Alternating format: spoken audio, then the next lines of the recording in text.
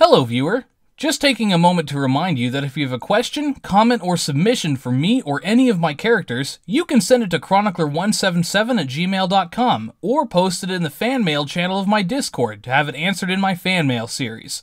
Please feel free to ask what's on your mind. Your feedback is very important to me. Thanks, and enjoy the show. Chronicler's Report, February 1st, 2019. 10 years. 10 long years. That's how long it took me to fix the Spartan legacy. Okay, maybe not quite 10 years, but still, even with the release of Spartan's Generation, which finally stabilized the bedrock that the entire Spartan legacy was built upon from Spartans to Lifebringer, I still felt that something was missing. Then I realized, just making Spartan's Generation wasn't enough. The original Spartans would have to be revamped in its entirety to bring it to the same level of storytelling as the rest of the Spartan legacy. So, in the twilight hours of making Spartan's Generation, I slipped a little message just before the end credits. Saul and Katherine will return in Spartan's Omega Halo. And so, my plans to remake the first installment of the Spartan Legacy were set in motion.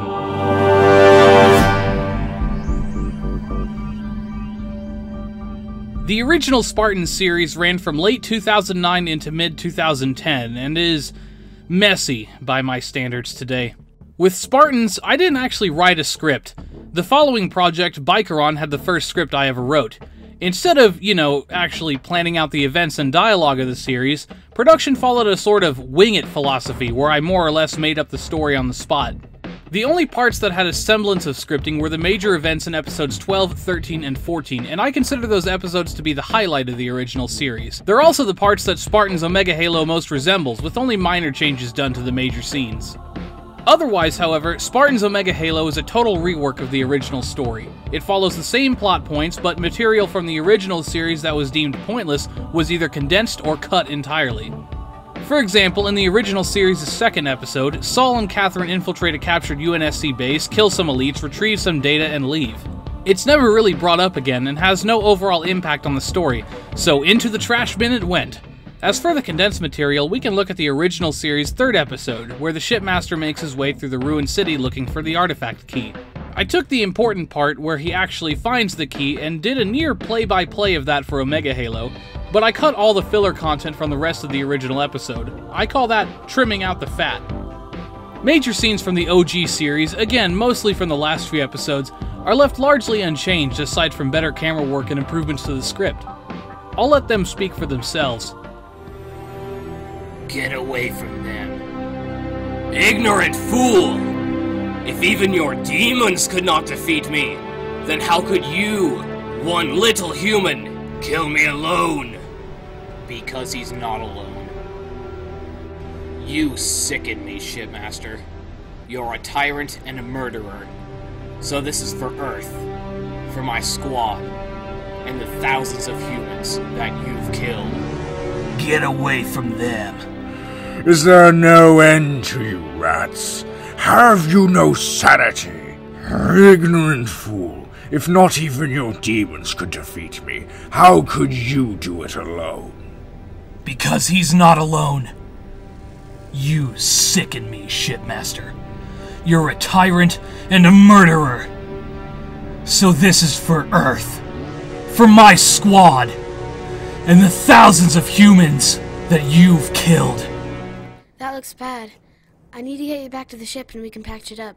Katherine, I'm not going to be able to get anywhere fast enough on this leg. Saul, but... Listen to me, Katherine. There always has to be one Spartan left to finish the fight. And it can't be me. No! Friends don't leave each other behind. You don't have time to argue. The flood's coming. I can block the exit so you can escape. Go!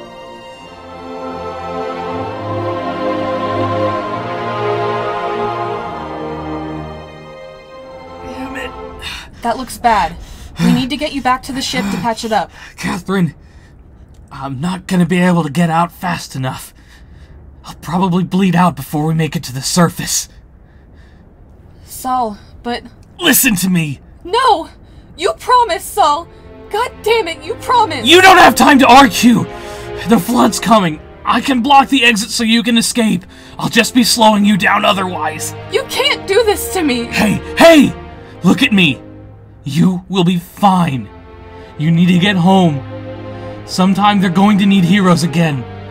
There has to be one Spartan left to finish the fight. And it can't be me. I can't. Yes, you can. Yes, you can. Now, you need to go. Go!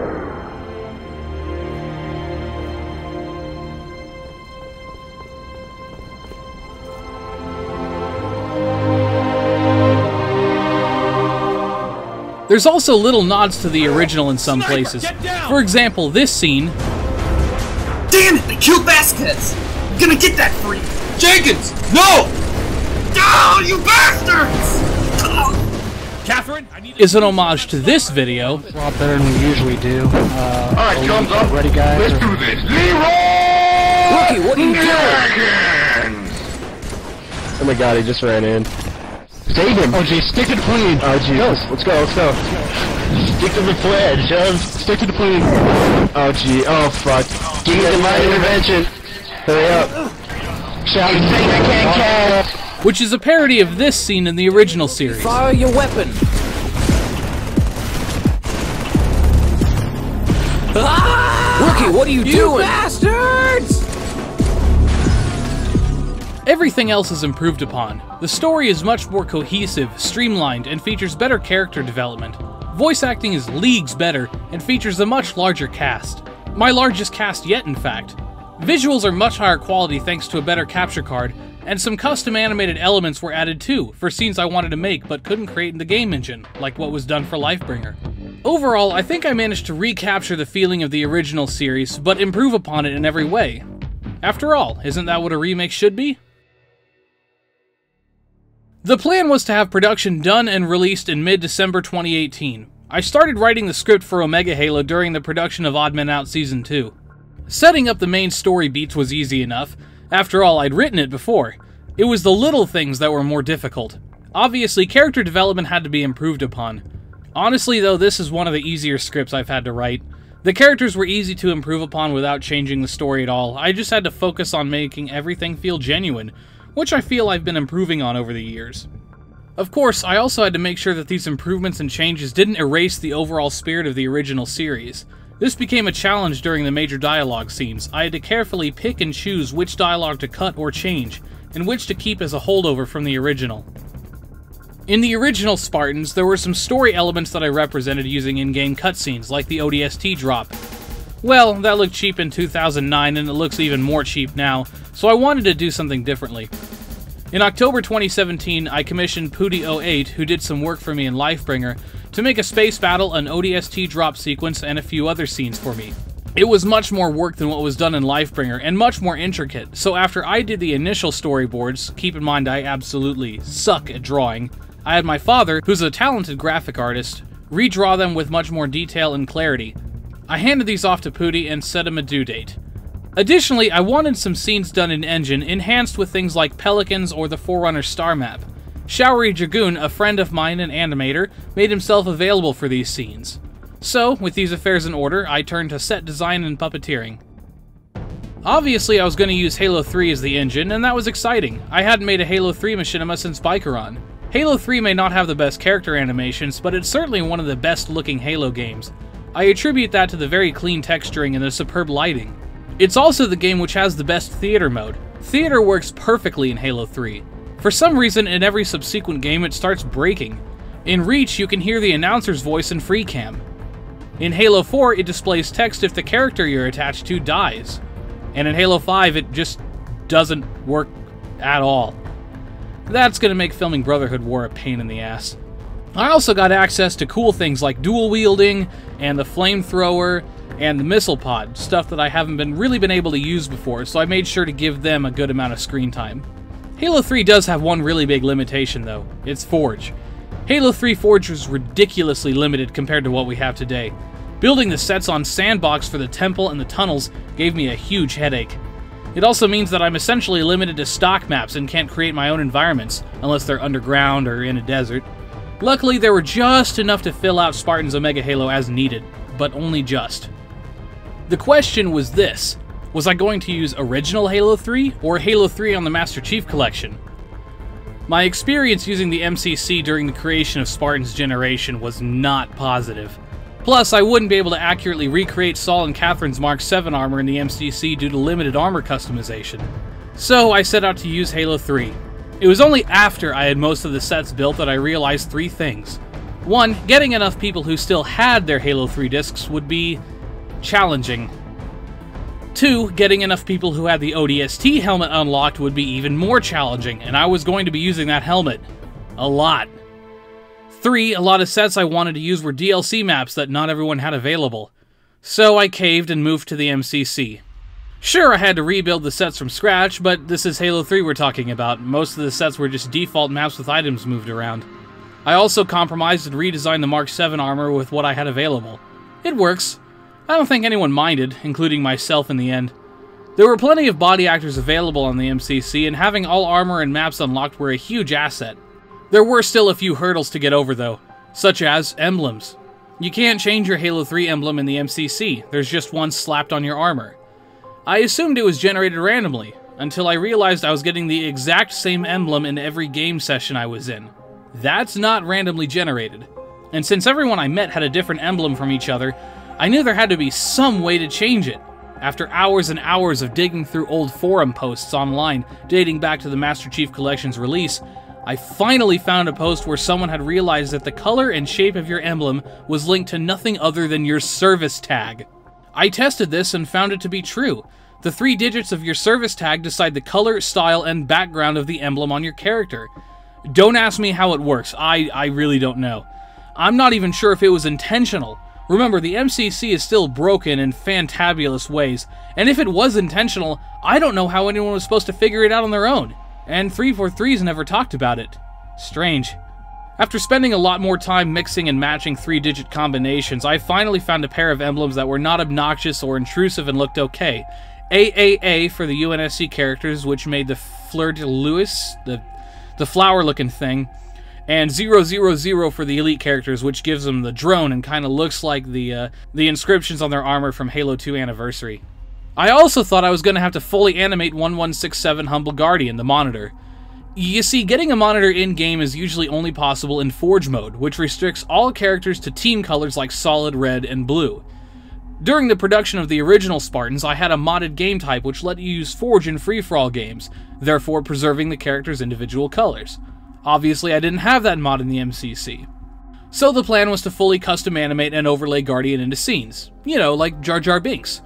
At least that was the plan until a buddy of mine said, "Hey man, you know if you go into Forge mode and set the editing type to a free-for-all game, the characters won't have team colors?" Well, it didn't work like that in the original Halo 3, so I said, "No, that's not how it works." And he was like, "Yeah, it does, go look." So I did, and sure enough, it did. I no longer had to custom animate Guardian. I could actually have him present in the scene like I'd wanted. Again, not sure if it was intentional or part of the MCC being broken, but I fully welcome it. Acting started in mid-2018 and went very smoothly. I had tons of people showing up, not just old buddies, but lots of new people too. And thanks to their efforts, acting was wrapped up in a speedy few months with almost no hitches. These guys are seriously the best. Without them, there'd be no Machinimas to watch. With the acting finished in September and editing going quite well, it looked as if we'd meet the December release no problem. Then, disaster. A month from release, Pooty08 contacted me and confessed he'd been too busy with school and life to get any work, any at all, done on the scenes I commissioned for him. Of course I understood. Life can do that to you, so I released him from the deal. Then I went into full-blown panic mode. A month out from the planned release, and the space battle, the ODST drop, and a bunch of other important scenes were nothing but vapor. I couldn't release the production without them, or they'd be gaping holes in the story. I knew there was one chance to save Omega Halo. I contacted Showery Dragoon, the other animator, and explained the situation and begged him to help. Bless his soul, he did. He launched himself fully into working on rescuing the project from development hell, even though it was holiday season and he had to add the workload on top of his already busy schedule. The guy's a freaking saint. He never complained, he was always courteous to work with and was communicative and reliable. To ease his burden, I cut about 50% of the content, most of which was overly complicated and wrapped up in the space battle scene and would have been cool, but could be easily lost with no impact on the story. When you're in situations like this, sometimes you just have to compromise. The battle got revised into what you've seen in Part 2. There was still quite a bit to do, though, especially since he was working from scratch. We knew we wouldn't make the original deadline, but at least it would be done at some point and not bound to development hell. Dragoon worked steadily and began to feed in completed scenes. I was astounded by the quality, especially because it was being made on such short notice. Everything looks crisp, smooth, and true to the storyboards, and even when he couldn't quite match what I'd had on paper due to limitations, he cleverly improvised new, better-looking shots instead. What's left of the space battle looks stunning, but the drop pod sequence is my favorite. Dragoon surprised me by throwing Saul in at the end there. I'd had that in the storyboards, but cut it to save time and avoid complications. But Dragoon overcame some modeling issues and got it in there anyway, and it looks great. Dragoon was stellar to work with, and I owe him everything regarding Spartan's Omega Halo. If it wasn't for him, the project never would have made it to the screen. Dragoon also had some of his own thoughts to share about working on Omega Halo. After I got to send him a few clips, there was an emergency. Basically, one of the animators did left the project, so I was pretty much the only one to animate the CGI scenes. I was not happy about it at all, but I had to do what I had to do. I asked Chronicler to see if I could have some more time for the CGI scenes, and it turned out I got to have some more time. But unfortunately, it did delay the Machinima to February, but I got to have all the CGI scenes done. Now here's some things I do want to mention that are pretty interesting. Originally, the Marathon class cruisers were actually going to be the Halcyon class cruisers. The reason was that I didn't have the Marathon class cruiser models. I tried to find them on the Source Filmmaker Workshop and the Gary's Mod Workshop, but I couldn't find them. So I commissioned Volky Rise to see if he can get the Marathon class cruiser model to Source Filmmaker, and he did. Well, he basically got to port that model into the Gary's Mod Workshop, but I got to convert that into a Source Filmmaker. And also, I did send Chronicler a bonus scene for his Machinima. This scene was a replica of the deleted scenes of shot 19 through 43. It definitely transitions well with the Spartans going to the main ship. But overall, I think I did a very fantastic job with the CGI scenes. Of course, there are some flaws that I did with the CGI scenes that might be noticeable, but, you know, it will take some improvement to do. I am looking forward to helping him with his other projects, such as Brotherhood War and many other Halo Machinimas that will be completed. Of course, I will definitely help out with the CGI scenes for his other projects, but I can't do it alone. Another animator would be helpful. So, I do want to say this. I think that Spartan's Omega Halo was a fantastic time to work on, so Jacob, you did an awesome job. I do look forward to seeing your other projects, and you know, just keep going. I know you will do well. Also, while the space battle was cut, I do have the voice acting and the in-engine footage I plan to use completed. Therefore, to make sure it isn't lost to time, I've mocked up the battle using what resources were completed and the storyboards. It's a shell of what it should have been, but it'll give you an idea what I had planned. Enjoy! They would have wanted it that way. This is Commander Gray! All crew members, battle stations! Shipmaster, the human vessels move upon us.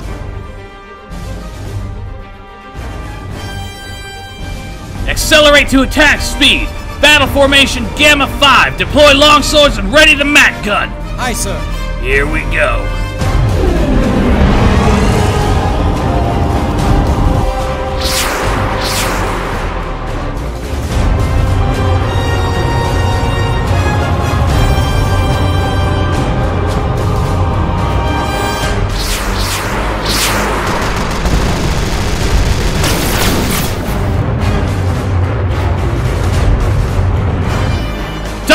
cruiser! Fire the map! Firing!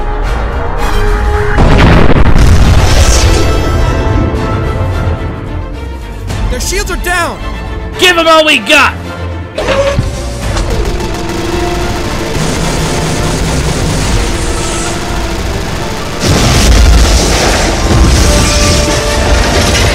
Kill confirmed! Good work, people! Keep us moving!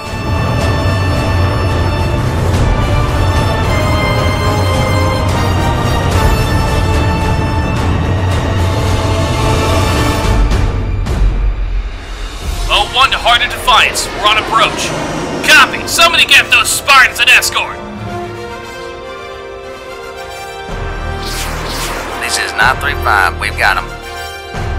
Heads up. Focus inbound. I've been hit! Mayday! Mayday! 3438. Engage those Seraphs. Copy that.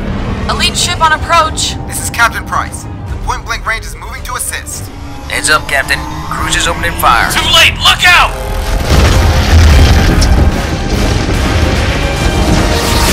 Still there, Spartans? Affirmative! This is the Argent Dawn! We're taking heavy fire! Can't last much longer! More bogies inbound. I'll drop them off.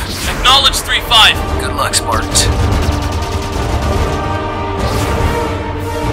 Got eyes on you, Defiance. Landing in 5, 4, 3, 2, 1. We're aboard. Punch it.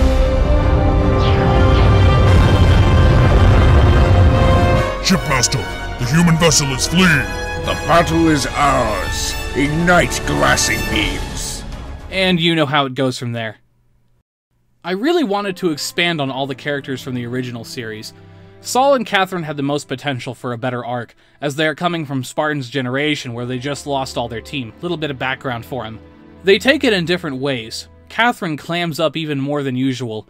Of course, Spartan's Omega Halo is just the middle chapter in her story. She has all of Reach the Last War to reach the culmination of her arc. Despite that, I made sure to give her all the right notes in the story. She plays a foil to Saul's headlong charge into the war, trying to find a more moderate side to things, trying to stop more people from getting killed in what she sees as needless fashions. You see, Katherine's an unwilling participant in war. She has to fight because it's her only option, but she hates it.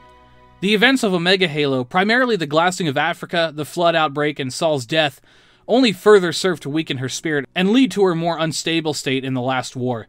Carrie really brought her A-game for Katherine's last appearance, and I'm really proud of how far she's come as a voice actor. She's played Katherine since the beginning, admittedly in a very out-of-order timeline, which is of course my fault, but especially in Omega Halo you can hear the deadness in her voice as she responds to orders, the pain in her soul when something's really hurting her. I think her best moment is when she confronts Saul after the initial flood outbreak. The slight wavering to her voice as she finally explains to Saul how she feels about his recent decisions. God, she nailed it. Absolutely nailed it. I thought we weren't numbers.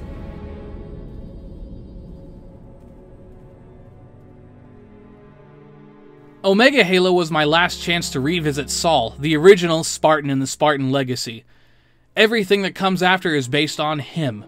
I build upon heavily what I'd established for him in Generation. He's a man who's been tasked with something impossible, the salvation of mankind. But in Generation, he has a team to back him up. Now he feels he's screwed up and got them all killed, and aside from Katherine, he's alone. He's hurting, but because he has such a big responsibility, he can't go to anyone for help. He can't admit any weakness right now. So he keeps his thoughts to himself mostly and focuses on finishing the fight, stopping the elites and saving Earth like he was made to do. Only, now he's on a warpath about it. Like Katherine points out, he becomes more and more recklessly aggressive in his attempts to finish the fight, charging in at the mere possibility of putting an end to the shipmaster's forces. It's only after he does exactly what he told Gabe not to do in Generation that he realizes how close he is to totally falling, and manages to reel himself back in. A lesser person might have given in entirely, but I'm proud of Saul for catching himself. He may have had some weak moments, but a strong person is defined by their ability to overcome those moments and forge ahead, which Saul did, eventually beating the odds and ending the Second War. Of course, it came at the greatest cost a soldier can pay. In Generation, Harper, who you'll remember was Saul's mentor, tells Saul that every soldier dies. It's part of their duty. Saul understood that it was his time, and that his sacrifice would guarantee that he could save his last remaining teammate. I think that this is his way of making up for his perceived failures. He knew he'd saved Earth by beating the shipmaster in the flood, but he had to save his best friend too. I like to believe that he died with a finally peaceful heart, that he'd made amends with himself and went out every bit of a Spartan as the generations who came before him. I think I finally got Saul's voice down. When I listen to the work I did for Omega Halo, I don't hear Joey, or Connor, or Harold. I hear a tired man, who's battered but not beaten, and hasn't given in yet. And that's Saul. I truly think this is some of my best voice work so far, especially during his final interactions with Katherine. I really felt it. I hope it shows. There has to be one Spartan left to finish the fight. And it can't be me. I can't. Yes, you can. Yes, you can. Now, you need to go. On the other hand, I didn't have to change Commander Gray that much. His whole character is there. Compared to Saul's previous CO, Harper, Gray is tougher, meaner, more direct. He'll tell you off if he needs to, even if you're a biologically augmented super soldier. What? No! Commander, with all due respect, we can't quit now! Yes, we damn well can, son! He doesn't mess around, and unlike Saul at this time, he knows when to hold back tactically. He's not afraid to get back down in the dirt and fight himself, either. A lot of times, he's there for Saul to bounce off of, and there's a couple times that they argue over what course of action to take. Gray's more conservative, where Saul wants a more brash approach. Gray's also the only one to try to reason with the shipmaster, much to Saul's displeasure. Out of all the characters in charge, Gray's probably the most level-headed. But beneath all that is someone who cares deeply about his people. Gray's a veteran. When Africa is glassed, you get the sense that he's done this before many times. But it still hurts. He's devastated to hear that not everyone was evacuated, and the losses against the flood hurt him further still. And despite his clashes with Saul over what to do, you can tell Gray really trusts the Spartan and counts on him. Twice in the series, Gray runs in by himself to save our Spartans. But in the end, he couldn't save Saul. He isn't wrecked by this like Saul was when he couldn't save his squad. Gray's an experienced commander. He knows that sometimes, not everyone comes out alive, even if you win. He's had to send good people to their deaths before, and he knows there's a difference between spending lives and wasting them. But that doesn't mean he isn't sad about it. With the aftermath of the war, I'm not entirely sure what we will find when we get there. But I know that we are safe for now. This is Commander Gray, signing off.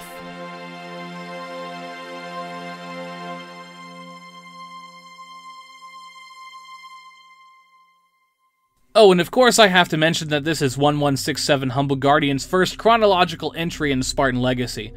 Guardian's a unique character because he's carried over the entire legacy so far, where no other character has, but this is when he first comes into play. And of course, right now, he's in full-blown guilty spark mode. The Halo Ring monitors had a tendency to go rampant after thousands of years in isolation, and Guardian was no exception.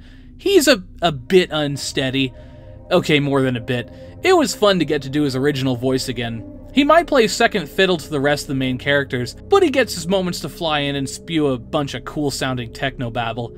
It was fun to write his dialogue, but in reality, saying things like, "A three-dimensional burst of cross-phase supermassive neutrinos will radiate out at superluminal speed across 25,000 light-years," makes for some very interesting voice acting sessions. To quote Harrison Ford, "You can type this shit, but you sure can't say it." Shipmaster Kodomi was the only major character from the original series that I changed voice actors for. Why? Because my portrayal of him, sucked.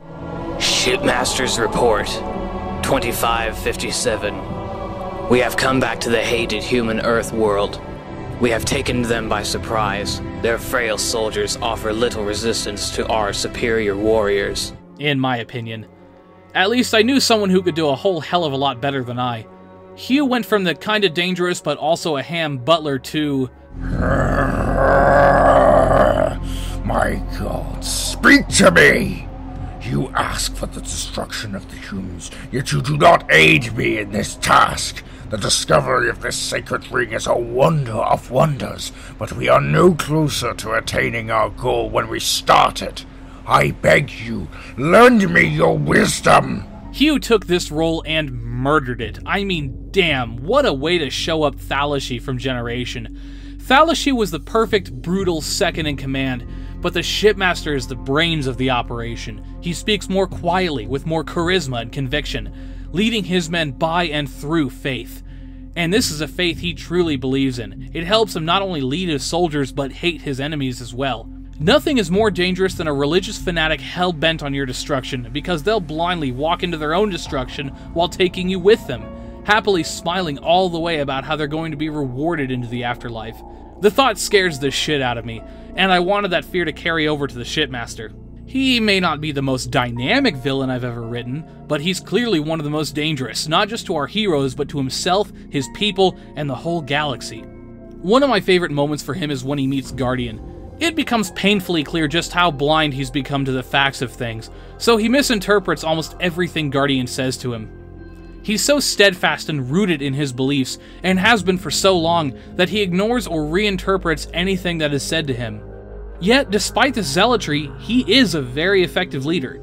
He manages to keep a foothold on Earth for almost 5 years, with nothing but 5 ships and the supplies on them, keeping that foothold only until the Spartan force finally emerge, and even then he kills 4 of them days after their activation. He maintains a loyal army despite a stagnant war effort, dwindling supplies, and likely horrible working and living conditions. He manages to find one of the long-lost Halo rings and activate it. Really, he would have won if the ring's firing array hadn't been damaged. He is both a better tactical thinker and fighter than Saul, and manages to beat the Spartan leader in both respects. Saul was the perfect matchup against Thalashi, and Saul won that fight, but he's not the shipmaster's equal. The shipmaster is more of a rival for Gray, at least in a leadership sense, so it's fitting that Gray lands the final blow himself. Fun fact about Sergeant Scott, he wasn't created for Spartan's Generation. He's actually in the original Spartans. Technically, he is this guy. Saul, Katherine, the new Mark 7 armor suits you well. What's our situation, Sergeant? We gotta get the rest of the Marines in this area back here. We're evacuating Africa. Take a few men and do what you can to save the rest. Yes, sir, Sergeant. Scott's role in Spartan's Generation was created to give that character some background, and a reason why he seemed so important before completely vanishing in the series. But this explanation was rather weak, so when it came time to write Omega Halo, I upgraded Scott from a bit part into a full-blown secondary character. And character-wise, from Marine to Orbital Drop Shock Trooper, a reward for his reliability in Generation. Scott generally serves as both Saul's liaison to the irregular troops and his unwavering backup. The camaraderie between Saul and Scott offers a nice contrast to the strained relationship Saul has with everyone else, and Scott continues to bring dependability and some lightheartedness to the otherwise grim table. He sticks by our hero's side until finally taken out of the action, and he only goes down after losing all of his men and being totally overwhelmed and outnumbered. Even then, he struggles to remain conscious, fighting to stay awake so he can keep helping. Sergeant Scott manages Spartan-like achievements throughout Omega Halo, such as being the only non-Spartan to survive the initial flood outbreak, and surviving the ring where even Saul could not. Alas, he's only human. For now, it's safe to say we haven't seen the last of Scott. Who knows? Maybe the next stop is Spartan. Tristan Mack did a fantastic job of portraying Scott, building upon what he started in Generation. He's never one note, and expresses himself thoroughly, whether ordering Marines around, showing some fear at the thought of facing the Flood again, or palling around with the Spartans. Spartan's Omega Halo had my biggest cast yet, at approximately 28 individual voice actors. Of this number, most actors were new to my scene, and I picked up a lot of talent through this production. There's many new actors I want to talk about, so let's start with Laughing Block. My conviction gives me strength. In the stories, I will be the one who fought the demon and survived! What do you think of that? This guy proved himself many a time in Halo Butt Buddies, and I was quick to take notice. Block's actually a longtime fan. He's been watching my stuff for years, and now he gets to be in them. See, kids, dreams do come true. Seriously though, Block's done vocal training to improve his acting skills and is going to school to be an audio engineer. He knows what he's doing. And I'm glad he does, because the overeager Windows and the zealous Honor Guard ended up being 2 of my favorite side roles in Omega Halo. Funny thing about Windows, He was made purely to be a reference to The Thing.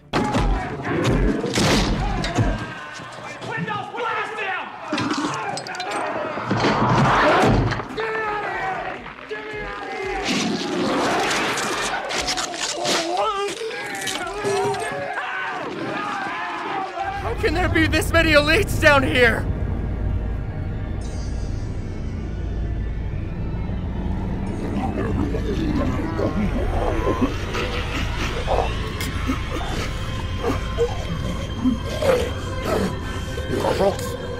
What the hell? Windows, burn